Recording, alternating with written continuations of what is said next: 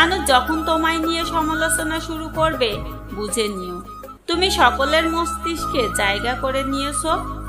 সেই মানুষটার ভরসা ভেঙো না, যে সব হারিয়ে শুধু তোমার ভরসায় বেঁচে আছে। নিজের উপার্জনে চলার মতো সুখ পৃথিবীতে আর দ্বিতীয়টি নেই। দুনিয়া একটা জিনিস শিখিয়ে দিয়েছে, ভালোবাসা হোক বা বন্ধুত্ব, কোনোটাতেই আশা রাখতে নেই। আমি তাকে ভুলতে পারি না, অথচ সে আমাকে মনেই রাখেনি। অবহেলা করতে তো সবাই পারে, কিন্তু করে না কেন জানো? তার প্রিয় মানুষটার কষ্ট হবে ভেবে।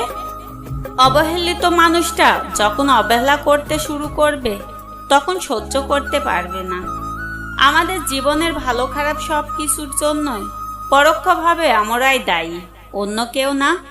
কোনোদিন প্রেম করব না বলে প্রতিজ্ঞা করা মানুষগুলোই একদিন ভীষণভাবে কারো না কারোর প্রেমে পড়ে যায়। একজন অপেক্ষায় থাকে আর একজন অন্যজনকে নিয়ে ব্যস্ত থাকে।